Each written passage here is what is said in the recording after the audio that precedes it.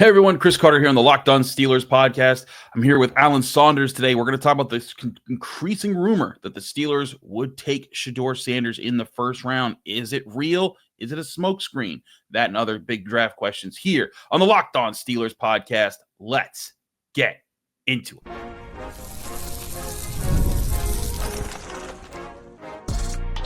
You are Locked On Steelers, your daily Pittsburgh Steelers podcast. Part of the Locked On Podcast Network, your team every day.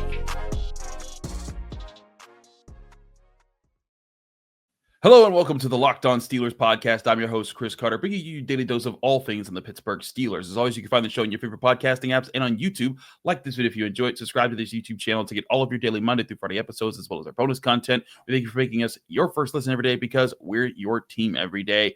And as I said before, we're joined by the man himself, Alan Saunders. He's back on the show. Alan, it's draft week, baby. We've been doing our thing all summer long. And listen, I continue and I will continue to bang the table that quarterback should not be the move in round one for the Pittsburgh Steelers. And I don't think it will be. But then I see Adam Schefter coming out and saying that if Shedeur Sanders is there, the Steelers will take him. Adam Schefter is usually one of those people that when he says something, he's heard something legitimate. He's not one to just spout off nonsense and it to just turn out to not be true. I still think the Steelers wouldn't make that play because I don't think this is the year to make that play. But I want to ask you, Alan, are you in on this, the Steelers actually being in on Sanders as a first-round pick, or is this a smokescreen? Well, I don't think it's a smokescreen because I don't think there's any value in a team picking 21st saying they would or would not take a guy who's largely anticipated to go in the first 10 picks. Like now, what are they gaining out of that? I don't. It doesn't. Like he's not going to come back around to them. And they don't have another pick until 83. Like there's no. So I don't think it's a smokescreen. I think it's probably a couple things. I think one of the things Schefter said in that report yesterday morning was that other teams feel like the Steelers is his floor, and that is something that you can get a sense of that does matter, but it doesn't necessarily mean the Steelers would take him. I think they would. I don't think the Steelers thought that Shedeur Sanders was going to be available to them when they started this pre-draft process, when the focus was obviously on defensive line. I think they thought they were going to sign one of Russell Wilson or Justin Fields when they started this pre-draft process with their focus obviously on defensive line. And I think they've made a conscious adjustment to their process. Bringing in, I didn't expect Shedeur Sanders to come for a visit. They didn't go to his pro day, and they brought him in. Well, lots of good Colorado players too. They brought him in for a visit instead. I think there's been a shift, and they said, "Look, maybe this guy's going to be available. We should do our homework." And I think if he's there, they would strongly consider taking him. I would be pretty surprised if he's there at 21. They didn't take him. Here's my thing. I still don't see him as a first round pick. I don't see him as a guy. Like I grade him as a second round guy, and I get quarterbacks all that important. I am of the firm belief that if you don't think a quarterback is the guy, you don't take him. Now maybe they do, and I said this on the show yesterday. If you believe that a quarterback, if a front office believes the quarterback's their guy, go get him. But I'm saying as a person who I do my own evaluations, I don't think he's going to translate to the NFL very smoothly. I think that Shedeur has the potential to eventually figure it out and get there. I don't know if you want to be that team that gambles on that right now. And I think that if you do that, you're missing out on some serious opportunities to get foundational pieces that keep building you up to next year, where you will have a better shot at some of those guys. And granted, you don't know who those guys will be just yet because college football is crazy. Things change. There are supposed to be certain guys that were in this class that aren't. But I'm just not sold on Shedeur Sanders. And from the things that I've seen and heard, I've got the sense that the Steelers were kind of like, yeah, okay. But I also get the sense that, hey, you know what? If there's, say the Giants pick, Travis Hunter or Abdul Carter with that third overall pick or whatever. And in doing so, they're like, okay, we want to trade up. We want to go get Shedeur Sanders. That's where I think that if you could be the Steelers and you could put up the smoke screen. And again, I'm not saying that is a smoke screen. I feel like it is, but I won't say for sure. But if I'm the Steelers, I'm going to put up oh yeah, we really want that quarterback. We really want that quarterback. So if you want this pick, know that you got to come correct for it because we really want that quarterback. And I feel like that's more so what could be happening here is they're doing their due diligence to make sure that no one has a beat on what their real plan is, when it comes to Thursday night. I mean, I get the conversation about the 2026 quarterbacks, and I don't think Shedeur Sanders is a superstar. I thought he was miscast as a top 5 pick, and I understand why he's not going to be taken there. I also think, to be perfectly honest, the biggest reason he's not going to be taken in the top 5 is more about the fact that the Browns and the Giants coaches are trying not to get fired and don't want to look shoulder at Deion Sanders more than it has anything to do with them not liking him as a quarterback. I feel pretty strongly about that. Here's the thing. I think Shedeur Sanders is likely to be a pretty good NFL quarterback. And likely to be a pretty good NFL quarterback doesn't get to 21 very often. The Steelers are not going to be bad this year, no matter what. We've seen him be above average with just about every situation at quarterback. How good would this team have looked over the last 4 years with just above average at quarterback? If they could have above average.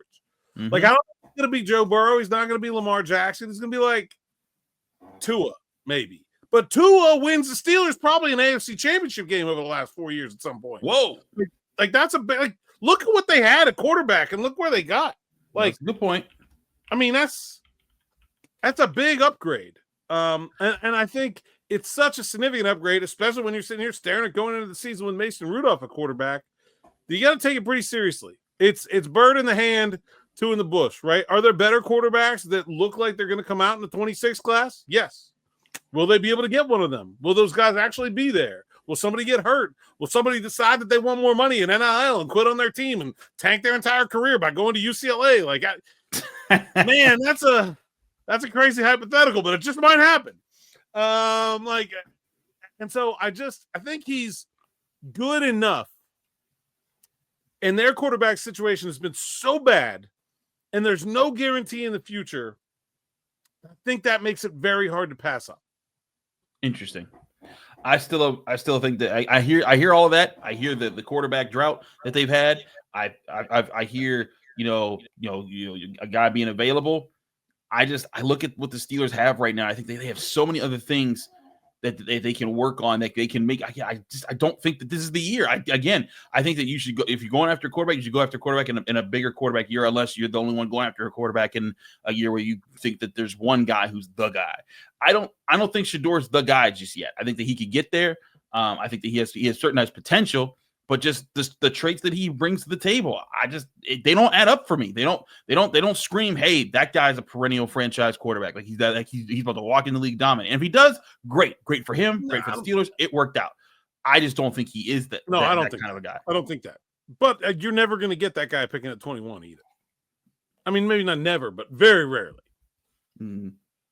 I hear that, but I also think that that's why in this situation, you go and you get the stud for another position, D tackle, and then you can kind of continue to develop the way you need to develop. And then next year, when the draft rolls around, you can figure it out then. I think that was the initial plan, but I don't think they thought Shedeur Sanders was going to be available when they made that plan. And I'm sure they didn't think Mason Rudolph was going to be quarterback one when they're walking into the draft when they were making that plan. That certainly does. That would make sense for why things have just kind of gone haywire, because they didn't expect all these different things to say here. But let me know in the comment section what you guys think. Is this real or is this smoke? Are they capping or is it no cap? That's the big question right now with Shedeur Sanders, with the Steelers, and how to play out. We'll keep you up to date with that here on the Locked On Steelers podcast. Chris Carter, Alan Saunders. Stick with us. We'll be right back. But first, I remind you, this show is brought to you by Gametime. There's nothing like the atmosphere of an NBA playoff game. Every bucket, every defensive stop, every moment, it feels huge. It's electric in the arena, and with Gametime, you can be part of it without the stress of last-minute ticket hunting.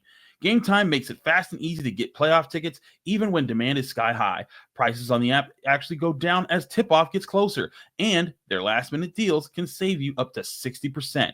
Here's why everyone should use Gametime. The all-in pricing makes no surprise fees at checkout. What you see is what you pay. The seat view feature is a game changer. Before you even hit buy, you can see exactly what this view is from your seat. It's so reassuring. And the best part, you're covered with Gametime's lowest price guarantee. If you find a better deal somewhere else, they'll refund 110% of the difference of the prices. Take the guesswork out of buying tickets with Gametime. Download the Gametime app, create an account, use code LOCKEDONNFL for $20 off your first purchase. Terms and conditions apply. And again, that's code LOCKEDONNFL, LOCKEDONNFL for $20 off. Download Gametime today. Last minute tickets, lowest price guaranteed.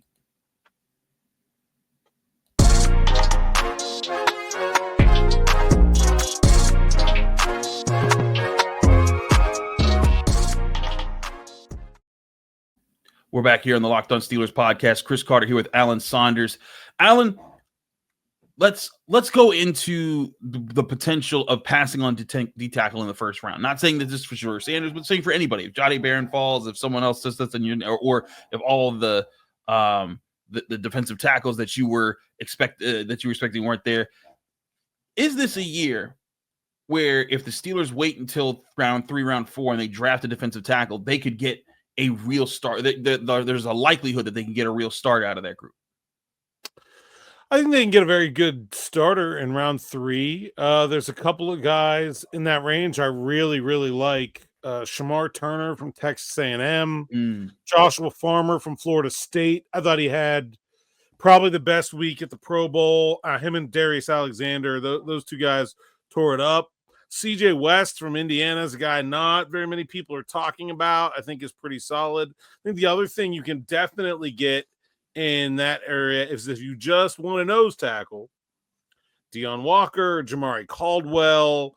There are definitely JJ Pegues, maybe 4th into 5th round, Cam Jackson. There are definitely nose tackles there. And I think nose tackle makes some sense, but I think they probably need 2 guys in defensive line. It's hard. It's hard to see. The thing about taking Sanders at 21 is that it is hard to see them then check all the other boxes because they don't have very many picks. Obviously, not trading down if you do that, and it now becomes like a bit of a scramble to try to figure out how you're fitting all the pieces in. I'm right with you. That's again why I just don't think this is the year to do it. I think again, when you look at the D tackle with the talent in the first round, you get that, you can solidify the middle of your defense potentially with three dudes who I think could be goons on the NFL field. I think that's a big part of what's at hand is that this is trying to. I think the Steelers are trying to fix their D line. They're trying to fix a lot of different things. They're trying to address things. And if you pick a quarterback in the first round, you're going to knock out one big thing that you could have done to make it again so that you're complete with the roster. It's clear their plan is not to stick, just stay. Hey, we're going to stay right here. With Aaron Rodgers or Mason Rudolph, they're building to trying to eventually make a big splash at quarterback. I just don't think Shedeur Sanders is it. But again, we're off of Shedeur Sanders at that D tackle. I think that you could wait if you really wanted to, and there's someone that you couldn't pass up in the first round. But man, the pros of getting some of these D tackles early in the draft class, Alan, they stack up extremely well. And I think that I look at some of these other D tackles that are out there, they're good. I don't see foundational franchise pillar good out of some of them. I think waiting on D tackle starts to look a lot more palatable if you trade back. If you trade back and you add another day 2 pick, say, then I feel like I can get more on board with whatever the first round pick is if it's not D tackle. If you want to trade back and you want to take Nicky Manwari, or if you want to trade back and take Emeka Egbuka, or maybe Jackson Dart, okay, at the end of the first round, I think those start to become a lot more palatable in terms of like being able to fix the defensive line with this draft class. If then your next pick's coming in the second round, or if you had 2 third-round picks, like I really think Derek Harmon would be great, but like I feel like I could live with TJ Sanders and Josh Farmer. Like, I think I can make that work. Like, you know what I mean? Like that. I think if they trade back, then it's kind of doable. If they just sit at 21, like you're probably not doing what you set out to do with defensive line in this year's draft class. Yeah, and that's the thing. I think there's certain things they have to accomplish, and D tackle for me is a big priority for the Steelers. If they don't get that solved, one, their run defense is probably going to struggle this year, and then two, you're going to be another year into Cam Hayward's probably going to retire soon, and you still won't have the long-term answer, which is why when you have that chance right in front of you, you take that and you like those chances. Again, it's not about just forcing it just to force it. It's if you've done the scouting, you've done the tape work, you've liked the personality, you figured out who you're sending in that situation. You figure out what you're doing in that situation. I think that in this situation for me, if you can find a study tackle, that's you go get that guy this year, because I think that there's some really good guys. Now, again, some guys might fall, like Darius Alexander. He might fall to the second round. And to your point, that both of us, I think, recently posted screenshots of mock drafts that we did, and I think we both traded back in those situations. And it's like, yeah, it's there. Now, trading back won't be easy. There's always a challenge to find the right partner for that situation. But I do agree with you there. Here, I think I think they're in a position where they can kind of be prepared to balance things out if they trade back and they handle it. Because if they trade back, then they can get D tackle, they can do it, they can double dip and still get running back and get this, and that might be the optimum plan for the Steelers, regardless of what happens at quarterback. I think that was the plan. And I think it's still a good plan. I don't think there's anything wrong with sitting at 21, drafting one of those guys. I don't think there's anything wrong with, hey, I think there's a good chance the Steelers could be sitting and staring at all three of Grant, Harmon, Nolan on the draft board. I think that's possible. Like, that happens, what do you do? Then I'm trying to trade back to like the Rams, right? Yeah. Like pick up a couple picks, right? But yeah, I think I don't really think there's a bad pick in there. I kind of get the sense that Steelers would prefer Harmon, but I really am okay with any of that group. I've had the opinion. My opinion has been I prefer Grant. I think they'd take Harmon because I think that they love the Cam Hayward build. They've wanted to find the next Cam Hayward for so long. I think Walter Nolan would be interesting, but I agree with you that any one of those three. I'd say you won the first round. If you trade back and you're in the latter parts of the first, and then you can add Darius Alexander and Tyleik Williams to that mix, and I think those are good picks too. If you want to trade back to 30 and take one of those guys, Buffalo wants to come up to take Matthew Golden. Okay, by me, let's do it. Like, I think that's good too. And again, if you can use that to get a day 2 pick back and add it to your repertoire, that's where I think there's a lot of sweet spots for this draft to make really big moves. But hey, really big moves. That's what set the stage for Kevin Colbert back in the day when the Steelers, rose to power under his leadership as GM. And I think it's a question as far as what are the big moves that can be expected of Omar Khan, and where does his legacy stand after his first two drafts as a GM, and what the Steelers are doing right now moving forward, where it is, historically, all that here on the Locked On Steelers podcast. Chris Carter, Alan Saunders, stick with us. We'll be right back. But first, I want to remind you, this show is also brought to you by Amazon Fire TV. Did you know your Fire TV is also an Xbox? Turn any TV into a gaming and entertainment hub with Fire TV Stick 4K devices. No console required. Just grab your paired controller, subscribe or sign into Xbox Game Pass Ultimate with EA Play included, and you're ready to play. Dive into hundreds of premium titles from EA Sports College Football 25 to Call of Duty Black Ops 6 and Avowed.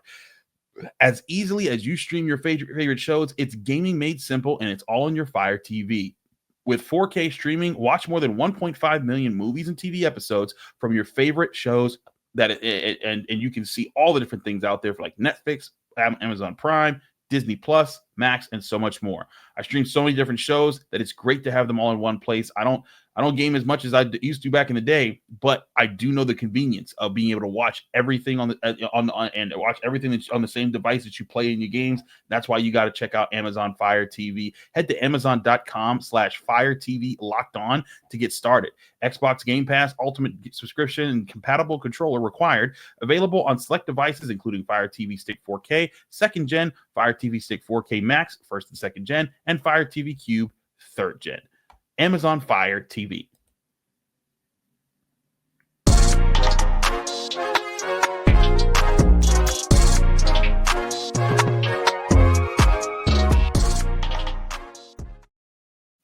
We're back here in the Locked On Steelers podcast. Chris Carter, Alan Saunders. Alan, we've been talking a lot about the draft. I want to take a step back and look at Omar Khan because this is his 3rd draft. This is where he started to build the O-lines. We still need to see how those guys develop. But the Steelers, what he inherited was a Steelers roster that didn't have a lot of recent first-round picks who ended up working out for the Steelers. Like right now, the first-round picks that are still on the team that they've drafted and developed are Cam Hayward, T.J. Watt, Broderick Jones, and Trey Faltano. And that can be pointed to as a big reason why they're held back. But I look at this and I think that Omar Khan, I think that he has done the work early on to set himself up. The offensive line still needs to develop, but I think that there's if there's a sense that Omar Khan's not doing the right things or he's out of touch with things yet, I'd like to see how these early classes actually pan out and what they do, because to me, these were the picks that I thought made the most sense for the Steelers when they got both tackles, when they got center Zach Frazier last year. I've seen that. I think that Omar Khan, I think he's done a good job so far. It's just the question will be, can these guys develop in the Steelers organization? I don't really look at it that way, and I understand why people do. But like the draft isn't an exact science. You're going to pick players that aren't going to work out. Like Troy Faltano gets hurt. Is that Omar's fault? Was he supposed to know that? It's a freak injury. Steps sideways on a guy's foot and pops his kneecap. Like what? It's nothing to hold against the general manager there. I don't even like Broderick Jones. Like you can see the intent, the idea of the pick. Has it worked out great? Not yet, but like I just think you look at what they've done. To me, I'm evaluating the process, not the results. And I think the process has been pretty awesome. I think they've evaluated the players they want. I think they've gone and moved up and down the draft board. There's been a focus on positional value that we didn't see before. There's been a focus on athletic traits that we didn't see before. It looks significantly different, and it looks significantly improved from a process standpoint. And really, like, results are like 50% luck. Like, I just like if you're sitting there checking off like good or bad, like that's not the way it goes, man. Even great drafters are gonna miss a lot. As Kevin Cole did. He was a great drafter for such a long time. Yeah, and I think the process feels to me like it's extremely good. Like I think if you're a Pittsburgh Steelers fan, you should have an extraordinarily high level of confidence that Omar Khan and Andy Waddle are going to nail it again, like they did the last 2 times.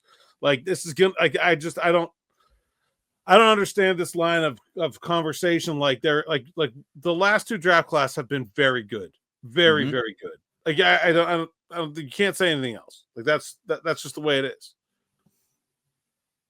I feel you, and that's where I'm at with this, because I think that there's a lot of people out there trying to say that Omar Khan's this and that, and he hasn't done anything yet. I'm like, first of all, he's done things. I think he's done a good job rebuilding things for the Steelers and trying to get them the right investments to make the moves at the right time. They've been aggressive, but now I think this is going to be interesting to see. This is a year where do they take the quarterback in the first round? Do they make a big trade back, a trade up? This is going to be a really colorful year, I think, for Omar Khan to kind of show. I mean, and he's had some crazy deals. Like it's still one of the greatest robberies to trade away Chase Claypool and get the first pick of the 2nd round of the NFL draft. I'd be intrigued to see what he does in this draft process as far as trying to use his leverage. Yeah, I mean, I think. Look, do we think he's going to stay at the picks he's got? Like you've seen him move up and down the board a whole bunch already. I would expect that. I think he's been really good at that. like, you look at they targeted Broderick Jones. They decided, okay, we got to move ahead, got to make the pick. Yep. They the next year they sit and wait. Fautanu falls to them. Darnell Washington, they trade back and still get him. Like those are the kind of moves that to me are like, this is a good general manager doing a good job of reading the board and having a good draft. It's not just like, oh, he lucked into a guy or he drafted the obvious player. Like it's more than that. And I think, like, I don't know. I think they're going to do a good job. And I'm interested to see where it goes, because I think they're in a position to try to trade back somewhere. I don't look at the number of draft interests they showed in players that are going to be picked in the second round, and don't tell me they're going to try. They're going to try. We'll see if it happens, but they're going to try for sure. Do you have an ideal trade partner for them? If they're trading back, a couple I've kicked around. I don't know that there's one that's absolutely perfect, but I think there are some that make a good amount of sense, just in terms of Buffalo. I think Buffalo has 2 second-round picks, and they're at 30. I think that's a nice. I think that's a nice one. There aren't a ton of just like real obvious ones. Actually, like kind of scarily, the one that does sort of fit a lot is if they want to trade down to Cleveland at 33, they've got 2 in the third they could offer up, but I don't know, like, what's Cleveland coming up to do? Do you really want to help them out? I don't know. Right. It's kind of but like that's, I think when you look at, like, it's just hard to identify to me, like, which teams I think are going to want to come up. Like, I think those teams that are passing on quarterback at the top of the first round, Cleveland, the Giants, the Jets, the Raiders, it makes sense for all of them to want to come back up. I think teams are targeting specific position groups where there's one, you get to like, oh, there's only one guy left, whether that's edge rusher, wide receiver, offensive tackle, tight end. I can see any of that happening where like a team wants to come up. But I think those are harder to predict ahead of time. But I just think in general, like a team like Buffalo, they don't need all their picks anyway. They have a deep squad. They're trying to win now. Yeah, I think trading up makes sense for them. So the Steelers can't trade up. I think that's the one thing that, like, I agree with there. Like they just don't have the capital to trade up. They have like the second or third least amount of draft capital in the league. They could do it, but then they would be putting themselves in a position where they would have to trade back somewhere else to try to recap some of that. And that's what you don't want, because then you got a target on your back. Every GM's like, hey, hang on, it's Sucker on line 2. Let me see what I should offer him, because he's got to trade back, that poor soul. And so like you can't put yourself in those situations. So I think that's the one thing we can kind of cross off the table here. Listen, I think everything else is on the table, because Omar Khan, I think, has done a good job spreading out. Like you said, they've been looking at every position. It's not totally obvious what they're going for this time, because it's been totally obvious in some years. And I think that's an advantage. I can't remember the last time I was this unsure about what the Steelers were doing. In 19, it was interesting. Like you knew they needed a linebacker. It was just unsure if one was going to get to them and what they were going to do if he didn't. Right. Like, but like, other than that, like, this is a pretty uncharted territory here in terms of not really knowing what the Steelers are going to do a couple days before the draft. And that's why I think this is going to be a really fun draft process that we'll keep you covered here on the Locked On Steelers podcast all the way through that. Alan, thank you so much for joining us here on the Locked On Steelers podcast. Let people know they can find you, follow you, and get more of your work. Yeah, Eddie Saunders _PGH on social media. SteelersNow.com is where you can find the written work. You can find my podcast, Steelers Morning Rush and Steelers Afternoon Drive, on the Steelers Now YouTube page or anywhere you find podcasts. Awesome. He's Alan Saunders. Alan, thank you for joining us here. I'm your host, Chris Carter. Follow me on Twitter, Instagram, Blue Sky, TikTok, all the social media. Same handle everywhere, at Carter Critiques. You can read my work in the Pittsburgh Post-Gazette, post-gazette.com. You can find me here on the Locked On Steelers podcast every day, Monday through Friday. Back here tomorrow with more on your Steelers right here on the Locked On Steelers podcast.